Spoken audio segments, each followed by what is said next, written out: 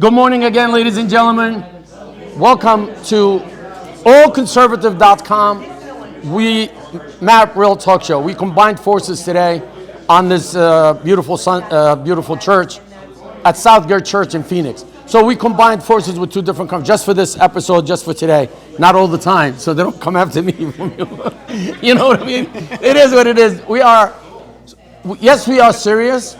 But it's also, you have to have a little sense of humor. If you don't have sense of humor, you're not human. So with that said, without further ado, this is Map Real Talk Show with your George host. Now we get into the real good deed. I've known this gentleman since the beginning. I'm gonna let him do all the talking. He's running for Congress. His name is Jeff Zink, ladies and gentlemen. Come on, look at people clapping. So I'm so honored and proud, honestly. You've always been susceptible to interviews, to talking, calling, you're texting. And many people, like as soon as they run for office, they kind of become like a little bit like a jar, like, they pull back, but you didn't. You're constantly on the go. Sir, can you tell me a little bit about you for the viewers out there? And if you're the people that asking me, where's Jeff? Well, here's Jeff right now because we got cut off for almost a month and a half. Can you elaborate on this? Well, so let me know what's going on because they got used to watching you. Absolutely. The man with the black hat and, because they knew you never gave me that hat. I told them, because you said, I'm going to have this hat for you. I never saw no hats. So here we go. Well, one of the things is that yes. In order to take District 3, yes, sir, it is a primarily Democratic area. Right. The thing is that if I did traditionally the way that most people do, you have your rallies, you have all of the things right. wherein you stay in a silo, that's really great if I was in a Republican Democratic, area. And so with it not being a Republican can you area, tell me the demographic? Oh, absolutely. It goes all the way up from Glendale. The highest part is Glendale Avenue. Then it comes all the way down to South Mountain. Then it goes and it cuts out Tolleson. But it runs along Tolleson line. And then it comes all the way out to Guadalupe. So just past I-10. All the way down. All the way down. So it comes, so it's a very... it's like this. It's a wide area and everything. But the thing is that it's heavily populated. Wow. So I would represent 836,000 people. Oh, that's a whole big number. Now, the thing is, this is one of the problems that the Democrats and everybody that was screaming that Arizona shouldn't have another district. Right. I'm supposed to represent 700,000 people. All 9 districts are representing over 800,000 people. So if you do that, that means that there's over 1 million people. So if we took all that away, then we would have a 10th district. Then all of us would be representing just over 700,000 people. Wow. The thing is that we got to understand what's going on with our politics, what's happening here in Arizona. The other thing too is that I've been knocking on doors, going to business owners. I've also been going to churches and talking with the leaders. So I heard you got 1,000 signatures yourself. Is that true? I got 1,120 or 49 signatures. You walked, canvassed houses, yes. And you got all these signatures. Yes, for 6 weeks. 6 hours, 6 to 8 hours a day, 6 to 10 miles a day. I want the viewers to know this because they think that you just people just take them out of the tree. Yeah, no. I basically you canvass on your feet by myself, going out, talking to people, and listening to them. Well, the thing is that just last week I flipped 12 hard Democrats. They had never voted Republican. They've never done anything at all. They met me. But they had to, maybe they're conservative at heart too. They are conservative. And the thing is that what people are starting to understand is that while they're Democrat, right, the Democratic Party has left them. They're so far left and so liberal that it's not the Latino conservative, God-fearing, going to church, going to mass, going to different churches that we all represent and everything. That conservative thread that we all have has left the Democratic Party. And so when they meet me and they start finding out that I'm conservative, yes, I am Republican, right. But the thing is that I start bringing a message of hope because of my faith, because Jesus Christ died on a cross for all of us. So all of us have sinned and fallen short. Well, the thing is that it shouldn't be about parties. Right. It should be about what is right and wrong. And what's taking place now, we have a Democratic Party that owns the White House, the Senate, and the House of Representatives.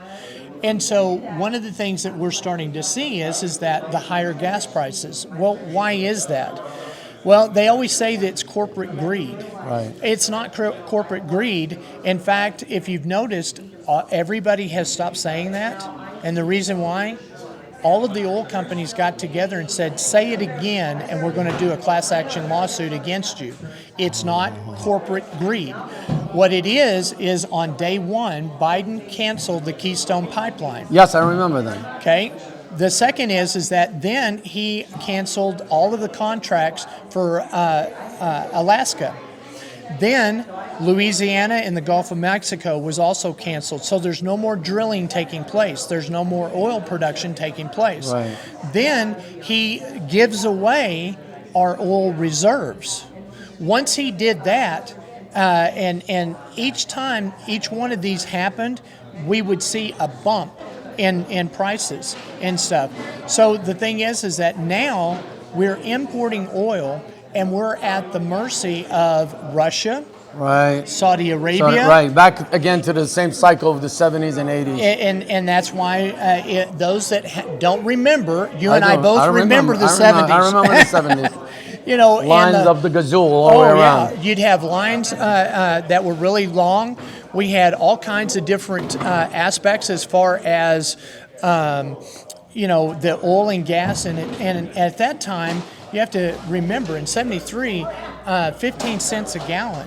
Right. It went to $1.85. I remember. Well, that's like going from $1.80 2 years ago, and now it's almost $6. $7, $8 in California, or Yeah. $9, I think. This is like it's like history repeats itself with the same parties. Exactly. I'm talking about even the old Republican and Democrats had almost the same economic ventures. Right. Like up and down, same thing. The crashes. Mm-hmm. It's like a constant thing, but now it's not changing. It used to like to do it for a few months. Now it's long. Now it's 2 years. Mm-hmm. Now the corona. Now this. We had many viruses in the past. So all this leads me to ask you this question. Not that this question always takes my show down, but now we're not going to go there. They already took them down. Sir, how do you feel about what's happening? Is it pandemic? Is it plandemic? Is people on the? We have to talk about this. Oh, absolutely. Like, I know you're running for office, maybe Right. a little discreet. I don't know what you can talk about, what you know that to be true. Like, as a regular media guy, mm-hmm. I've got it all. I got the good and the bad and the ugly. So mm-hmm. Sometimes it's what you believe. They say but then you're looking at it, it's like an alternate reality. It's not real, but they make me look real. Oh, absolutely. Can you tell me, is it pandemic or pandemic? Well, actually, it is planned. And the reason why it's planned is this. So one of the things that people need to start connecting the dots. Right. All right. My medical background that I have, I understand virology and I understand viruses. Not that I want to interrupt you. I already know he's overqualified to be a congressman. So for the district, just to let you do for District 3, I just want you to know, you gaining, you're not losing. He's not coming here to get a job. He's coming to help you. Go ahead. Absolutely. Continue. And so understanding that the viruses and how they operate and what takes place. So when we said that there was a pandemic that took place, right. If you go back to 1918 and 1919, when we had a true Spanish flu yes. and a pandemic, 100 million people died within a 24-month period. Right. We haven't even approached anywhere near that right. with COVID-19. The thing is that if you go back and you take a look at 2020, and you look at the flu, right. If you go back 40 years and looking at the flu, we averaged anywhere from 425,000 to I think the most severe was like 598,000. Right. Let's just take 500,000 and round off all the others. If you do that, And the 978,000 that was there for 2020 for COVID. Right. You take the flu and you put that in there and you take that away. Now we have a variant that has been weaponized Right. that has now created 490,000 Oh. deaths. So when you look at the flu, it disappeared that year. Where did it go? Right. Everything was monetized. One of the things that if you go back and you take a look at the doctor's office, if you added a COVID diagnosis, you Right. got paid more money. Right. If a hospital actually put COVID I heard on that. patients, they would get more They money. were getting like $100,000 some hospitals to claim them that they did. It averaged out about 77,000. 77, yeah. And then the coroner also got a bump of about 15,000 if they would put a death diagnosis on the patient that had died, whether they had or not. So here's an example of a COVID death. Right. A gentleman was on a motorcycle accident. He met a oncoming bus going the other way. He was pronounced dead at the scene. Right. Okay. One would believe that if you put a diagnosis of death, it would be blunt trauma from the accident. What was then later diagnosed is that the patient had COVID. Well, and that he died from COVID, and I'm sorry, he died from blunt force trauma due to an accident that was related. So the thing is that we need, as people, need to understand what's happening. And so that's the reason why I say it's more of a plandemic than it is a pandemic, because we wouldn't have to be told every day that there's a pandemic. Right. You would see it in the streets. You would see it but we everywhere, didn't. and we didn't see that. So that's part of the propaganda that was being utilized by our media, and so that's one of the reasons why they got labeled fake news. And so here's my plug. I always do this. You know, Map Real Talks. If you really want real news, if you really want the truth, then you come and listen to George, because that's what he does. That's what he looks at and talks to people that know what they're doing. And I know it's a shameless plug, but it's a shameless plug for him. And the thing is that I need to have people understand that it is important. We've got to have reporters like you. One of the reasons why, when we talked and you said, where'd you go? Well, knocking on doors, talking to pastors. I had to do the footwork, which is old people style. were asking me because they got used to you on my show. Absolutely. And the thing is that the first really big event that I was a part of, here you are. And so in every event that I have, you'll be a part of it, and you'll be invited to, and we're going to keep doing this. Well, I want to thank you. It's just that for myself, I had to go underground, as they say, and knock on door and canvassing and doing that, and that's I'm a little bit shy. I don't like about me a little bit. I want to shift gears right away, because this is getting too much. I'm getting oh, Jesus Christ. I'm getting I hope I'm not scratching the mic, director back there. So yeah, I'm scratching, but I'm getting excited. Sir, I'm going to shift gears. Okay.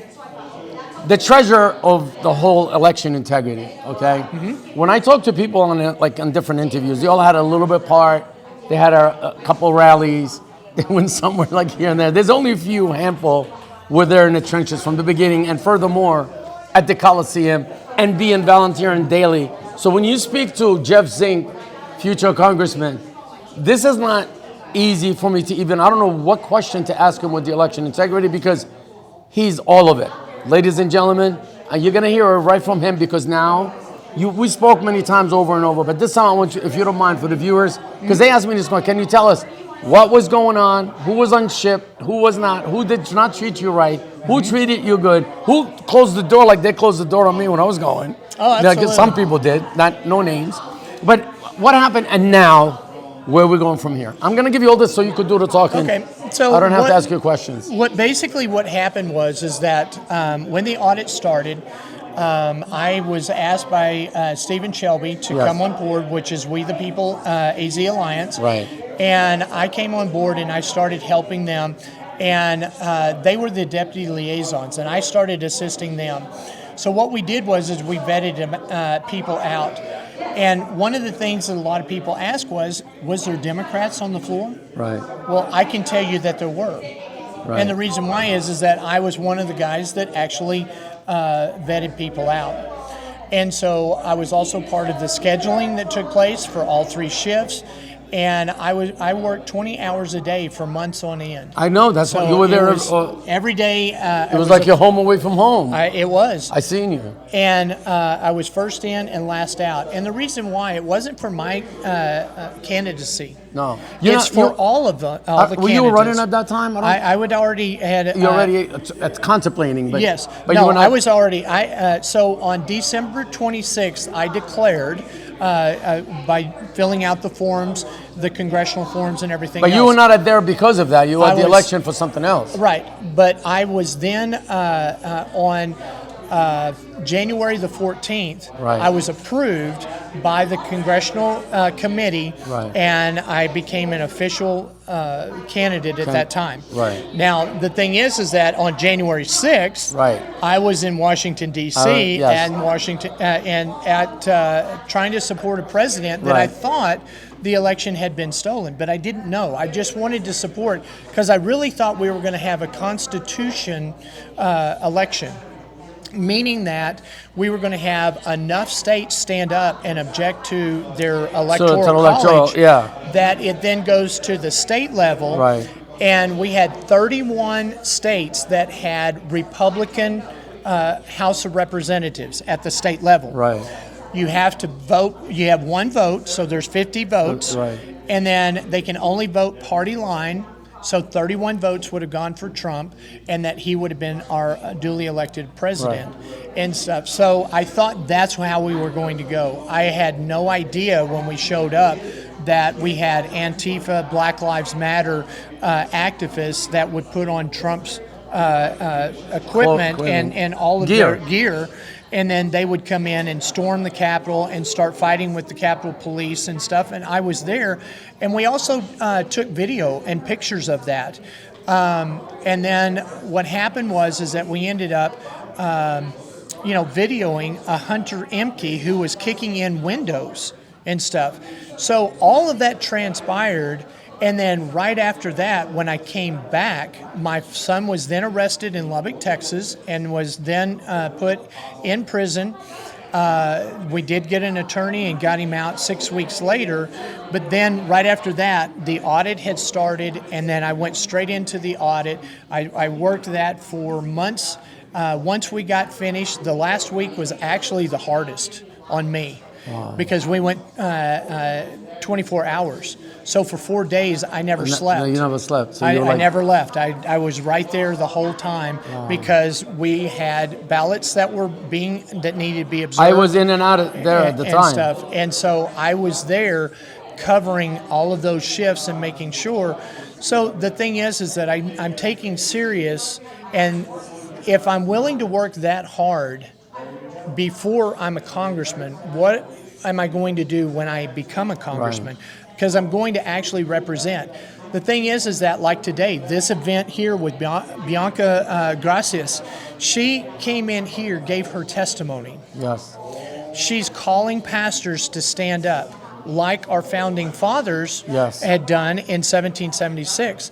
See, the thing is that people need to understand there were 2 places that started a revolution in the 1700s. Right. Churches and bars. Yes. What were the 2 things that the government shut down during the pandemic? Those 2 things. Churches and bars. Yeah. You could go, so for myself, we could go to a topless bar. Well, we're not thinking about revolution there. No. I could go to a liquor store and go home with my liquor. Well, I'm not going to start a revolution there. I'm going to soak my sorrows and stuff. And then intoxicated. And then I can go to big corporations, but I couldn't go to the mom and shops because they closed them down. Right. So the thing is that we needed to look at what is it that they're actually trying to do. So one of the things that I'm trying to do is I'm trying to help wake up pastors so that they can talk to the congregation, to the people, because we the people are the power. And when we all get together, that's where the voices can be heard. And we can sit down and say, no, enough's enough. We've looked at all of the things that took place at the audit here in Arizona. We have numerous affidavits. I've got several affidavits on Brnovich's desk, and we have all of the evidence that we had turned over. I was with from you when, Doug Logan, and we had Randy Poland, we had Ken Bennett, we had all of Bob. I'm trying to think of Bob's name, but I can't. I don't remember his last name. Reiki. And I think so. Yeah, Reiki. And the thing is that they all testified on what had happened, and Brnovich hasn't done anything at all. And so the problem that we have is that it's not the lack of evidence; it's the lack of leadership. And so what we need to do. You think his campaign has something to do with it, or he just like being control? Like, it's hard for me to even ask that question because I don't have foundation on what I'm saying. The only thing I know is procrastination. It's taking so long. The thing that it's been over 200 days. The thing that I understand is that he doesn't want to say publicly anything because he's running as a politician for the Senate. However, that does not resolve you of the obligation of the oath that you took, and he needs to actually do his job. Right. And so that's the aggravation that we have. We have plenty of people. We had like a rallies down there with the We the People AG line just to tell them, do your job. Remember exactly. That? It didn't phase. It doesn't do anything. In fact, I provided people with the pictures of him going out the back door, getting his car and leaving while we were all protesting in front of his office. And that's the problem. Instead of walking out the back door, how about come out and confront the issues and start talking to people one-on-one? Well, because what is he going to say at that point? Well, the thing is that he could tell us, you know what, I'm working on this. We are diligent in what we're trying to do. I want to make sure that I have all of the evidence so that I make sure that we get a conviction of the people that have wrongly, basically pulled the wool over the Arizona people's eyes. Well, I want to ask you this before we run out of time. Just came to me now as you were talking. Did you see the Matt Real Talk show that I broke the news with? You saw with Walt. With Walt, yes. Blackman telling on the floor. This is the historical. Nobody's taking it seriously, but this is like a historical moment that I'm sure a lot of people just walked out probably from the floor. Well, the thing is that he is absolutely correct. Right. And what Katie Hobbs had done is against the law. Right. Which means that she does need to be impeached and removed. There needs to be somebody else placed in there that will actually do their job. Right. She has actually shown between her and Adrian Fontes and Steve Richer and Katie Hobbs, those three literally changed the laws of how we voted here in Arizona, which is illegal. Only the House of Representatives can create the laws. The Senate has to pass them, then they have to be moved on. I'm glad you explained this to the people because a lot of people don't. I'm just going by what people ask me, ladies and gentlemen, so I'm not like a scientist. I'm not a rocket scientist. But sometimes it's common sense. You know what I mean? They ask me these questions constantly. They always say, what's the result? What's happening? Why was taking so long? But they think it is like one thing. They don't know it's like 4 different things. Right. Well, and the thing also is that we are used to 1 hour having a problem, and seeing the investigation, and at the end it's solved. And we can't do that. That's not what real life is all about. But in order to get in convictions, one of the things that a lot of people have been looking at is the things with Hillary Clinton, Russiagate, and all of the things that are going on there. Why is it taking so long? Well, now all of a sudden we're starting to see trickles of people having to go before the courts. It's now being looked at. All of these things are being done, and chess pieces are being moved in order to get to the root of this, which is one that we found evidence that there was wrongdoing done. Now we show that the FISA reports, all of those things were made up. That the Steele dossier was based on barroom talk. all of that's now in evidence and being utilized, and now we're starting to find out that it was paid by Hillary Clinton's foundation. But one question to you, I know you're running for office, maybe, I don't know if you could answer this. Why isn't nobody's locked up? This is the question that I always ask, right? Everybody says, they did this, all criminal, this is huge, this is whatever. But yet, nobody's in handcuffs. Like, if I did something, a little thing like they're going to go after me, even if they're going to make it up, I would have been arrested. Well, I go back to the same thing that was the difference between my son being arrested and the FBI, dragging him out of his home, and my the Hunter Emke, who was basically released on his own recognizance and had nothing done to him. Right. All right. Our country is devised on this. You are innocent until proven guilty. The way this is set up right now, you're guilty until proven Democrat. Right. And that's the difference. And we can't make this a political thing. It has to be. See, the thing is that when we take the Pledge of Allegiance, we do not take allegiance to a democracy. No. It's to a republic. So the difference between democracy and republic, democracy is the rule of people. People, right. But a republic is the rule of law. Of law of the people, too. That's right. So the law is what is the framework, and we have to have the rule of law in order to govern people and to make sure when a lawless country happens, chaos takes place, then they want to come in and create all of these issues that now the government's going to take care of. I'm sorry, I don't need a government to take care of me. I can take care of myself. Since you mentioned government, I have this, we're going to close it on this. I don't know if we have enough time, because he's not giving me any signs, so I'm just rolling. You see, see what I mean? He's afraid to do this now, because I got him, ladies and gentlemen. This question, this is a last question, because he mentioned the government and all this. There's a word called insurrection. That it was not an insurrection, but yet everybody was talking about it on the news like it was insurrection. I want to ask you this question. If it was an insurrection, there was 3 million people, or whatever, how many million showed up at the Capitol January 6th, including your son and you were walking around. Right. How come not one of them had guns and weapons or revolvers or anything of that sort? If that was an insurrection, wouldn't you have weapons going in there? You should have. So why nobody rebuttal that one statement? How are you going to take out a country with no gun, with no any weapons? Does that make sense? Exactly. Well, and how do you call it an insurrection? But you say, no, it's not an insurrection, but you act like it is insurrection. Right. Well, the definition of an insurrection would be on November the 3rd of 2020. On their part, it was insurrection. On their part, when they stole the election. Right.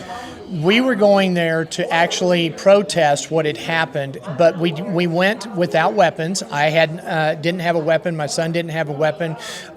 Most of the people there. Now there has been pictures that surfaced of FBI agents that were insurgents that were There's a movie coming out there. with this. Yeah, that's exactly right. And we also had other nefarious people that had weapons there. And the thing is that if it was a true insurrection. See, an insurrection would be what the South did to the North. Right. All right, where we had states that actually rebelled. And what they're trying to do, and one of the bills that was on there is to prevent me from running for Congress. Right. And that's because I'm supposedly supposed to be this insurrectionist. Right. I didn't take a weapon. I was not violent. I was peacefully protest to let my voice be heard. And you have the right to assemble, and you have the right to speak, and exactly. So that's why I asked that question. And then everybody just go with the words like insurrection. Now, when you say the word November 3rd was the real insurrection, you took me back to another question. Okay. Even though we're going to end, I'm sorry, director over there. Because, it won't lead to another, and my apology. So the way I see it, because I'm involved from the beginning as well in the trenches, do you think it's not even a party was happening? Because what I see, the people walk up to their lies and deceits, and a lot of the Republicans that we call rhinos and establishment are not so. They all Democrats blend in as Republicans, because when it came down to that, this is how they've been winning all these years. Right. My question to you, who's voted Feinstein? Who voted Pelosi in San Francisco that nobody even knows her to be in there for 37 years, 47 years, and just like no different than Biden? It begs the question now, are these people all installed, but yet they got caught on November 3rd? Well, part of this is Some of them. what's I'm not saying what's all of taking them. place right now. Bianca and I went out just yesterday evening, Yeah. and we had great conversations with a lot of Latino people. And she asked them point blank, which do you think is better, freedom or communism? Most of them said they would rather have the government Take care make of their them. choices Well, that's and to take communism. care of, and that's communism. The thing is that we here in America believe that everybody needs to work hard, that everybody needs to work together. And that this is a melting pot Right. where all of the nations can come together and melt together. You know, think about this, all the way from Jordan, right? Right. I'm all the way from the Texas Panhandle. Yes. We wind up in Phoenix, Arizona Yes. together. Yes. And stuff. Yet we get along, we have a great time Yeah. together, and that camaraderie that Right. we have together, that's what the American dream's all about. Well, it's also decency and faith. Exactly. You know, faith puts it together, because if you don't have faith, you become a criminal. That's just my idea, because you have no That's true. conscience. That's From true. that end, that's what I see. We have a almost similarity there. Jeff Zink Well, for yes. Congress. Oh, look at us. He's got fans everywhere. I know. Actually, his press secretary. Oh, you probably want to just step in a little bit. Introduce yourself. It's okay, director. Can we have 1 second? Hi, Danielle. Oh, Oh, look at him fixing things. Okay, no, this is a friendly, informal. informal. Yeah. Danielle interview. Hagan, Yeah. Jeff Zink's Can you? press secretary. Think Zink. That's right. Think Zink. You gotta. I didn't even hear your name actually. Danielle Hagan. You've met Danielle, me before. I know I met you before, but the mic picked it up. Did Yeah. she say it? Yeah. Well, is there something you want to add there? I am the newest member of the Flame newspaper in Arizona. We'll be opening up, and we'll get you out a copy of our newspaper. You better hook me up. Oh, you bet you. I will. Matt Hill Talk Show. We have. And this guy over there driving me crazy. He's We trying to cut have- me off for the last 10 minutes. I bet he gets jealous. That's what that is. That's what it is. So we have groundbreaking. His name is Eric, by the way. So I know, I know him. I We're hung gonna out put with it on him. TV. Yes. So we have a lot of groundbreaking. We have congressmen and senators Wow. that write articles for us. We have a podcast. We Good just for want to you. get the truth out. Well, that's what we all doing. The truth is going to save this country. That's how we're going to end this conversation here. Yes. Thank you. How do they reach him, since you have all these? You know what? You can reach him at Jeff Zink. Go ahead. Yep, it's Jeff Zink at or forcongress.com. So Jeff Zink, and that Z is in zebra, INK, for FOR, congress.com. Go there, take a look at it. I've got 15 first day bills that on day one I'm going to introduce. You can take a look at and read all about it.